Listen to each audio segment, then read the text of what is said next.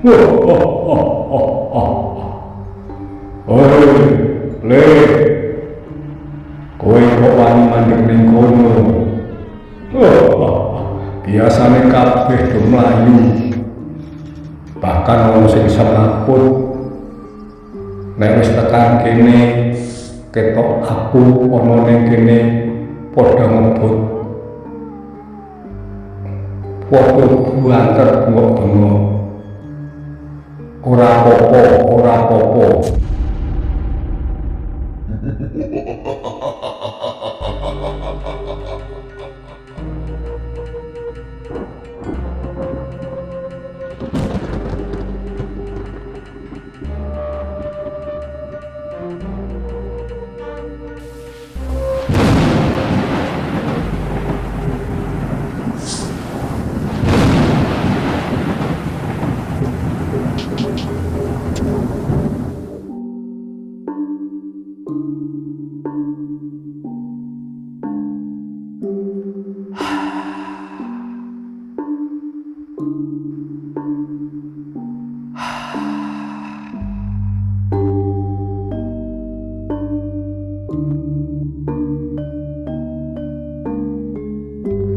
Di suatu pangkalan ojek di satu kecamatan terjadi perbincangan yang sangat asik di antara beberapa tukang ojek yang ada di situ.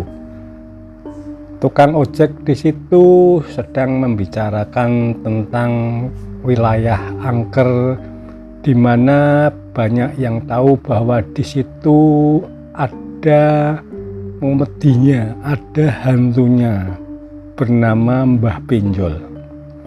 Mbah Pinjol ceritanya dulu di zaman penjajahan ikut berjuang melawan penjajahan. Ketika dulu kala menurut cerita dari turun-temurun demikian adanya, dan sekarang menjadi penunggu di hutan tersebut, di mana para tukang ojek bahkan orang-orang banyak yang tidak berani melewati ini bila di malam hari.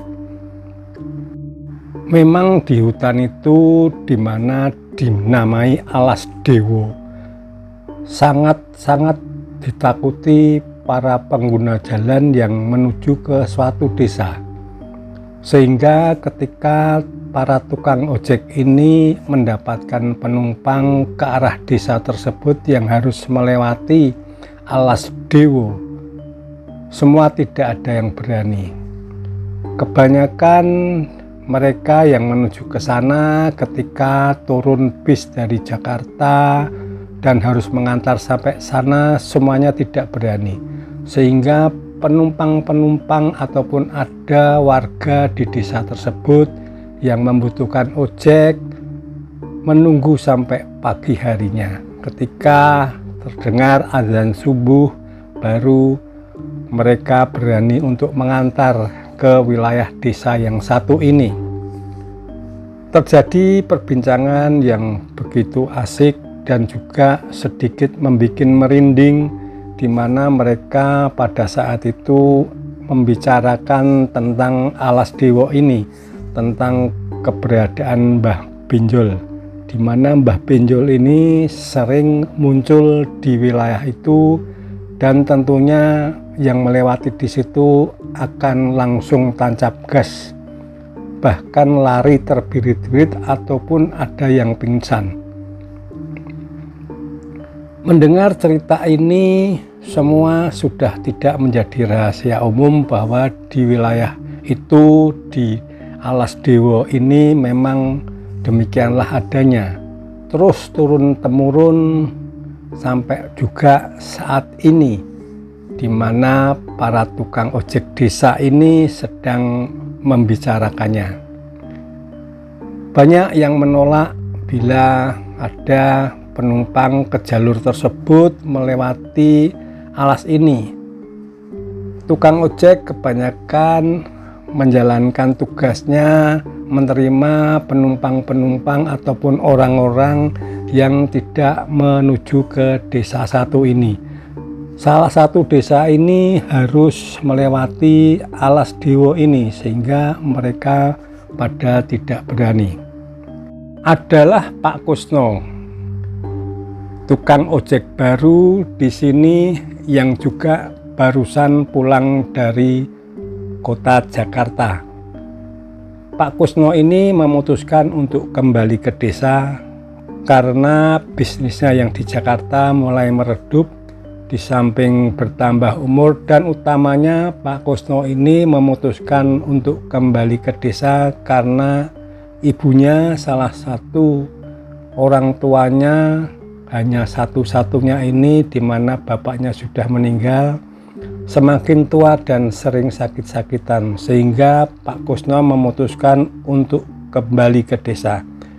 Belum ada rencana bisnis apapun yang dikerjakannya karena sawah pun juga tidak punya. Di samping kalau bekerja di sawah pun karena selama ini pengalaman bekerja di Jakarta. Sehingga beliau Pak Kusno ini memutuskan untuk menjadi tukang ojek. Aku masih kuat untuk menjadi tukang ojek. Yang penting aku mendapat rezeki berkah. Aku dapat rezeki halal. Tidak mengganggu siapapun.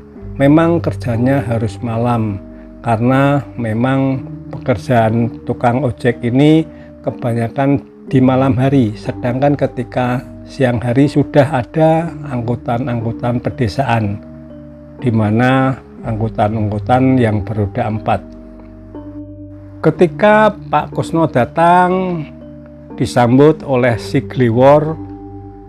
Pak Kusno kok barusan datang, kok tidak dari tadi? Iya Mas Gliwor, memang aku barusan datang, kebetulan di desaku ada hajatannya bancaan itu loh, ada selapanan dibancain oleh orang tuanya. Demikian kata Pak Kusno. Oh iya, selesai hajatan bancaan aku terus ke sini. Demikian kata Pak Kusno. Oh iya, yuk kita bareng-bareng nimbrung di sini untuk cerita-cerita itu loh tentang alas Dewo, tentang Mbah Benjol. Terus Pak Kusno heran melihat di pojok sebelah sana tempat duduk yang di pojok duduk seorang wanita. Loh, itu siapa? Penumpang Pak Kusno mau ke desa melewati alas Dewo, nanti menunggu pagi hari. Loh, ya kasihan kalau menunggu sampai nanti pagi. Demikian kata Pak Kusno. Melihat penumpang wanita duduk dan juga tidak tidur tentunya menunggu pagi, kalaupun tidur tentunya akan pekewuh. Maka Pak Kusno menawarkan ke mbaknya tadi, "Mbak, tak antar saja." Berani ya. Mbak tersebut sepertinya juga tahu kalau wilayah itu memang angker, namun bahwa mungkin karena sudah capek dan mbak tersebut mengiyakan. Ya Pak, terima kasih, tidak apa-apa, yuk kita antar. Demikian kata Pak Kusno. Bersiaplah Pak Kusno mengantar. Diboncengkannya mbak tersebut melewati jalan-jalan yang ada di desa-desa tersebut, terus akhirnya sampai juga di alas Dewo. Di alas Dewo ini perjalanan dilakukan oleh Pak Kusno dengan terus berdoa, dan ketika berada di tengah-tengah hutan tersebut, di alas Dewo tersebut, Pak Kusno mulai heran. Kok ada bau wangi ya? Demikian batinnya. Dia berusaha untuk tidak menjadikan mbak ini gugup. Tetap Pak Kusno tenang menghadapi ini. Tidak apa-apa, aku nggak punya niatan jelek. Aku akan mengantarkan penumpangku ini sampai di desa. Sampai di desanya, mungkin ada perlu ataupun mungkin sudah kangen keluarganya, aku pun tidak tahu. Semoga saja dengan dipercepatnya mbak ini sampai ke desanya, meringankan semua beban-beban yang mungkin juga dinanti oleh keluarganya di rumah. Berharap Pak Kusno ini, Mbak tersebut tidak merasakan bau ini. Terus berjalan, tapi ketika ada bau yang semakin menyengat, Mbak cantik ini langsung memegang pundaknya. Pundak dari Pak Kusno secara langsung dipegang oleh mbaknya ini. Pak Kusno tahu ini mbaknya mesti merasakan bau dan agak merinding menghadapi keadaan ini. Demikian, tapi Pak Kusno membiarkan saja. Dan terus Mbak tersebut memagangi pundak, terus juga berpegang pada pinggangnya Pak Kusno. Pak Kusno membiarkan saja, tidak apa-apa, yang penting Mbak ini tidak takut. Aku yakin bahwa Mbak ini takut, namun tidak berani bicara. Terus karena alas Dewo ini juga tidak begitu panjang, kulalui semua dengan aman hingga sampai ke desa tersebut. Pak, terima kasih Pak, demikian kata Mbak tersebut. Mbak duduk-duduk dulu biar dibukain pintunya, setelah masuk nanti baru aku pulang, demikian kata Pak Kusno. Betul, ketika tidak lama pintu dibuka dan disambut sama bapaknya. Weh Nduk, kok wengi-wengi banget toh Nduk, demikian kata orang tua tersebut. Diantar ke sopo? Itu sama Pak Ojek, demikian. Akhirnya bapak dari Mbak tersebut mempersilahkan Pak Kusno, yuk duduk dulu Pak, minum kopi dulu tak bikinkan, demikian kata bapak dari Mbak tersebut. Dijawab Pak Kusno, terima kasih Pak, saya tak kembali ke pangkalan. Alhamdulillah sudah sampai ke rumah Mbak ini dan juga berkenalan dengan Bapak, demikian kata Pak Kusno. Oh ya, terima kasih sekali. Dan akhirnya Mbak tersebut memberikan 2 lembar uang. Pak Kusno kaget. Loh Mbak, ini kebanyakan. Tidak apa-apa Pak, aku senang sudah diantar sampai sini. Mohon maaf tadi tak pegangi ya, karena tadi aku takut ketika melewati alas Dewo. Benar batin Pak Kusno, Mbak ini tentu takut tadi. Terus Mbak tersebut berterus terang kepada Pak Kusno di depan bapaknya bahwa tadi memegang pundak dan juga punggungnya Pak Kusno karena tadi memang takut dan dia mengatakan ada bau wangi. Benar, demikian Pak Kusno mengangguk-angguk. Ya nggak apa-apa, yang penting sudah sampai sini, alhamdulillah selamat. Sudah Pak, Mbak, aku pamit dulu, demikian kata Pak Kusno. Berlalulah Pak Kusno untuk kembali ke pangkalan. Terus dilalui hingga kembali sampai ke alas Dewo. Sampai di alas Dewo, Pak Kusno kembali mencium bau wangi. Suasana begitu gelap, hanya lampunya. Pak Kusno berharap semoga lampu kendaraannya tidak mati sehingga masih bisa menerangi jalan. Sekelebat ketika jalan agak menanjak sedikit, terus rata kembali, turun dan rata kembali, Pak Kusno terheran. Ada sosok orang tua seperti zaman dulu, orang-orang yang sudah kuno, zaman-zaman mungkin zaman-zaman penjajahan, berada di pojok pohon. Pak Kusno menghentikan kendaraannya. Aduh, terus berdoa. Pak Kusno berdoa minta perlindungan pada Tuhan Yang Maha Esa, berdoa terus. Pak Kusno menghentikan kendaraannya. Setelah itu terdengar suara. Suara tersebut benar-benar sangat menakutkan, membuat orang tentunya akan merinding, akan betul-betul brodok bergedik semuanya.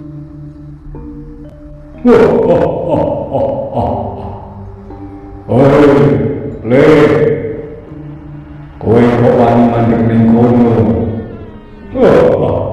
Biasane kabeh do mlayu. Bahkan ono sing semaput. Nek wis tekan kene, ketok aku ono ning kene padha ngebut.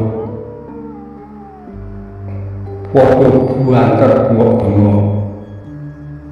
Ora apa-apa, Le, ora apa-apa. Rungokno yo. Demikian kata Mbah Benjol. Aku benjol. Ya do ngarani aku Mbah Benjol. Aku benjol. Karo orang menyebut saya Mbah Benjol. Bener, Mbah Benjol ki aku. Demikian kata suara itu. Le, jenengmu sapa? Kusno, Mbah. Pak Kusno ini mengatakan Kusno Mbah pun dengan suara yang tidak begitu jelas. Balenono, ora usah wedi. Ulangi lagi, nggak usah takut. Demikian kata Mbah Benjol. Kusno, Mbah. Kusno. Aku ngerti Kusno, kowe iki wong apik Kusno. Ya aja wedi karo aku. Iki tulung ning gone watu kuwi. Nggon watu sedake ono wit gedhe kuwi. Demikian Mbah Benjol menyebutkan. Kuwi burine duduk nganggo tanganmu. Ora apa-apa.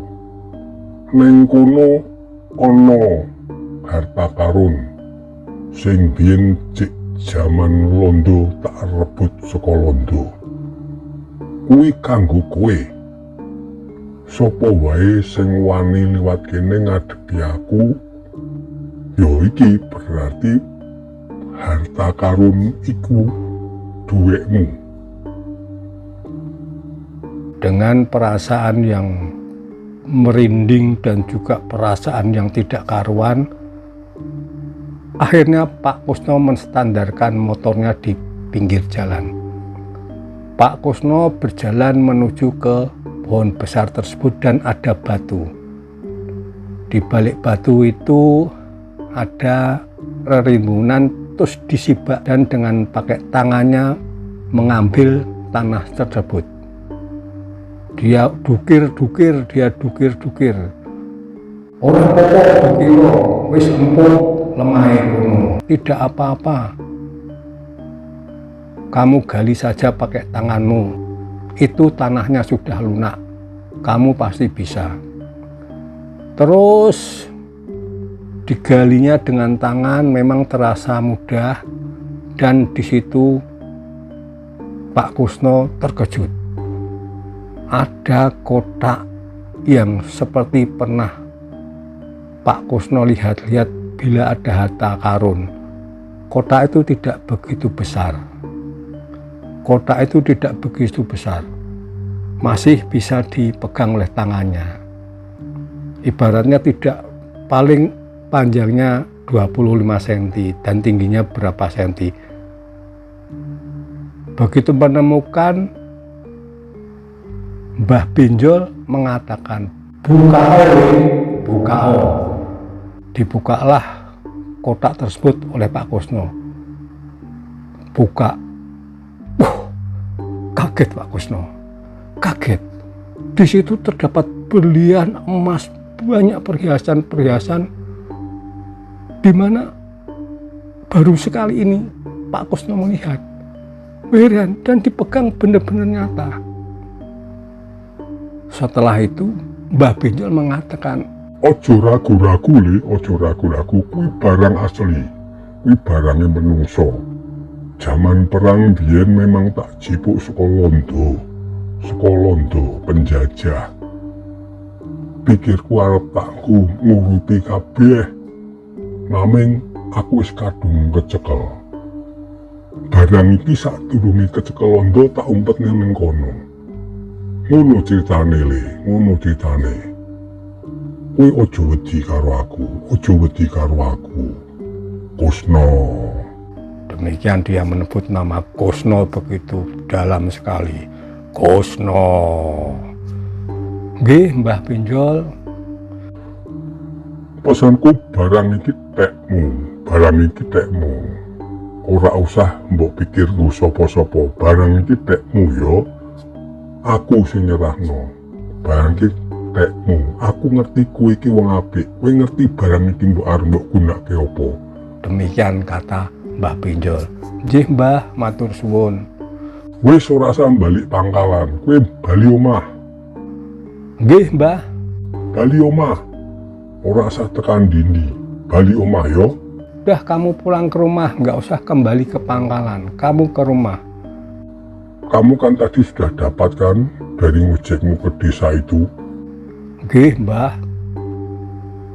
Iya, Mbah, kata Pak Kusno. Wis mulai bawono iki. Maka sekelebat ketika suruh pulang, langsung dari Mbah Pinjol ini menghilang. Pak Kusno menyadarkan dirinya. Tadi Mbah Pinjol mengatakan ojo wedi, jangan takut. Aku rasakan diriku ini benar-benar memang nyata. Diri ini benar, aku mengalami ini, tidak mimpi ini. Barang di depanku ada. Untuk itu langsung aku pulang. Aku masukkan tasku, aku selalu bawa tas dan pulang ke rumah. Sampai di rumah disambut sama istriku, langsung aku menceritakan ke istriku. Apa yang terjadi tadi, pembicaraan dengan Mbah Pinjol, aku bercerita ke istriku. Mas, APE dilaporke nenggone kepala dusun dhisik. Mas, APE dilaporke neng kepala dusun dhisik. Mas, sebaiknya dilaporkan dulu ke kepala dusun dulu, kata istrinya. Terus Pak Kusno menceritakan ke istrinya bahwa tadi Mbah Pinjol mengatakan demikian, iki wis hake dhewe, wis diserahke karo Mbah Pinjol. Ya iki duweke dhewe, Bu. Ojo dikekne sapa-sapa. Demikian tadi Mbah Pinjol mengatakan demikian. Ora apa-apa, Mas, ora apa-apa, wis dilaporno wae. Iki kan mungkin barang kan perlu diketahui oleh semuanya. Mungkin barang iki perlu dilaporno, Mas. Demikian kata istrinya dengan lembut. Ya wis, Mbok nih, sesuk tak laporno ning nggone kadus kepala dusun. Ya sudah, Bu. Bune, besok tak laporkannya ke kepala dusun pagi-pagi, kata Pak Kusno. Pagi hari langsung Pak Kusno melaporkan ke kepala dusun, tidak ke kantor tapi ke rumah kepala dusun. Harapannya biar semua tidak tahu. Sampai di kepala dusun mengatakan, oh yo Nak Kusno, yo tak tompo laporane. Iki mau ning ndi, diceritakanlah apa yang terjadi semalam.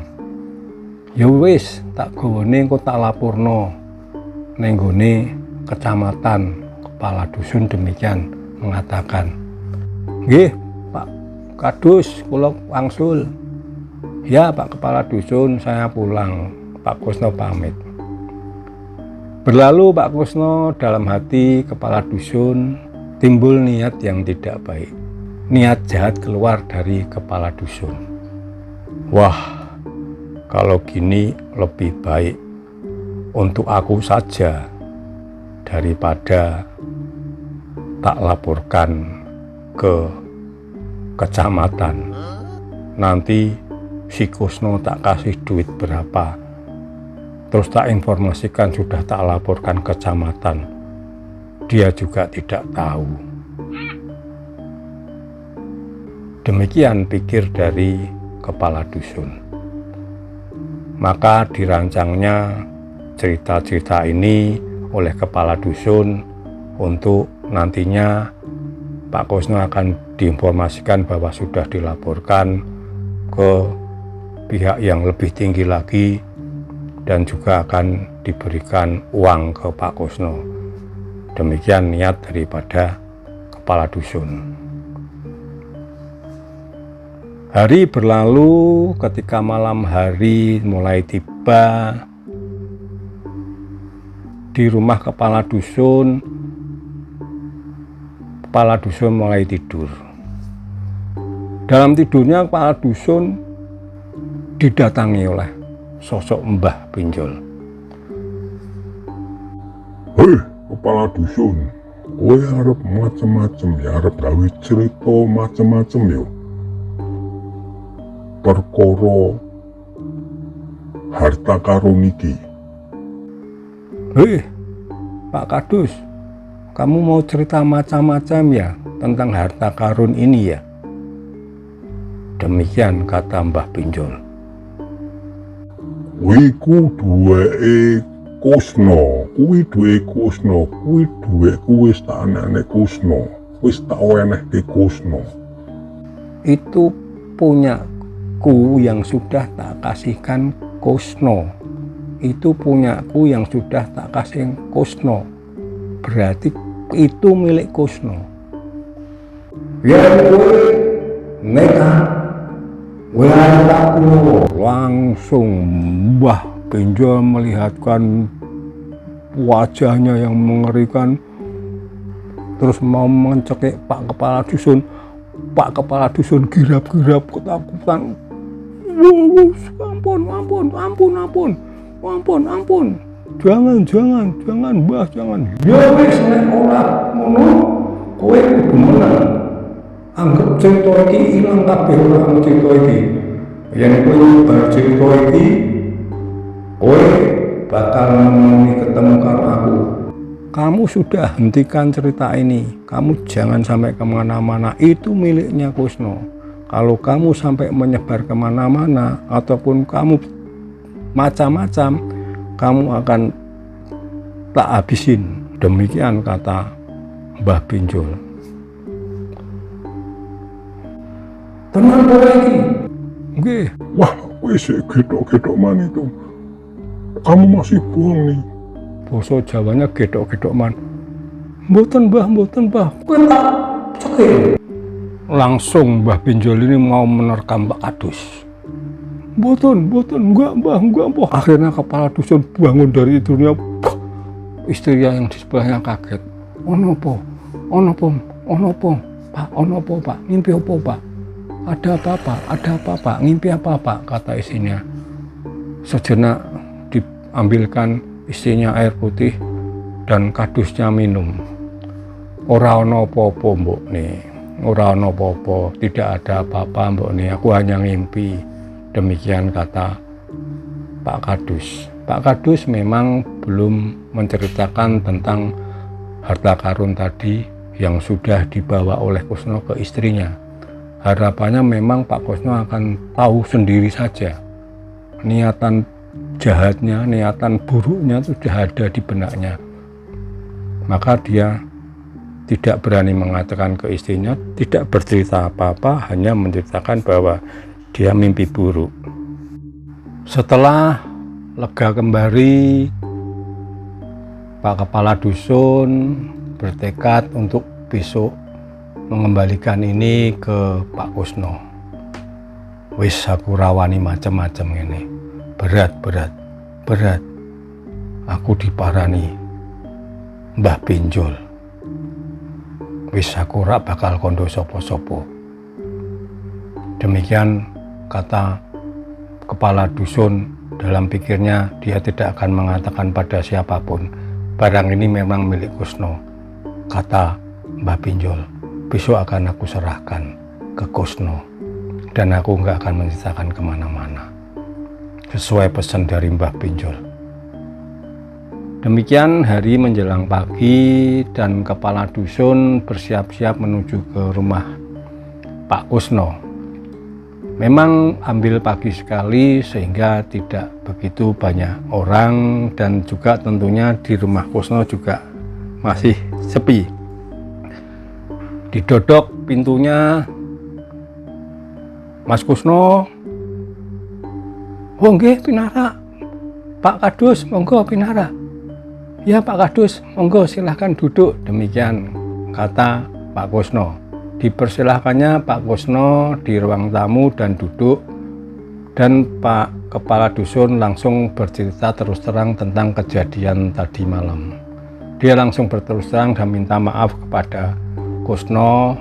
Dia mempunyai niatan jahat untuk menguasai harta karun ini, tidak dilaporkan ke kecamatan. Rencananya Pak Kusno mau diganti dengan uang saja oleh Pak Kepala Dusun, dan Pak Kepala Dusun pun menceritakan tadi malam bagaimana kejadiannya. Sudah Mas Kusno, ini memang milik Mas Kusno sesuai pesan dari Mbah Pinjol tadi. Selanjutnya Pak Kusno mengatakan bahwa memang demikian itu kata dari Mbah Pinjol ketika aku ketemu di malam hari itu. Diceritakan kembali bahwa ini sah miliknya Pak Kusno, kata dari Mbah Pinjol. Mbah Pinjol mengatakan bahwa dia ke situ itu sebenarnya mau mengajak ngomong orang. Demikian kata Pak Kusno. Namun semua pada tidak berani, dan kebetulan saja kemarin aku yang kebetulan ada, terus aku berhenti Pak. Memang takut tapi ku tahan. Aku hanya berdoa, aku pasrahkan saja karena aku tidak mempunyai niatan jelek. Demikian cerita Pak Kusno, sehingga terjadilah hal ini. Yoh Mas Kusno. Ya Mas Kusno, aku paham. Sudah, ini menjadi rahasia kita sendiri saja. Demikian malah Kepala Dusun mengatakan kepada Pak Kusno. Selang istrinya Pak Kusno keluar dan memberikan kopi dan juga makanan ke Pak Kepala Dusun. Monggo Pak Kepala Dusun, didahar, diminum. Oh ya, terima kasih. Demikian kata Kepala Dusun. Kepala Dusun mengatakan, nah ini istrimu kan berarti tahu.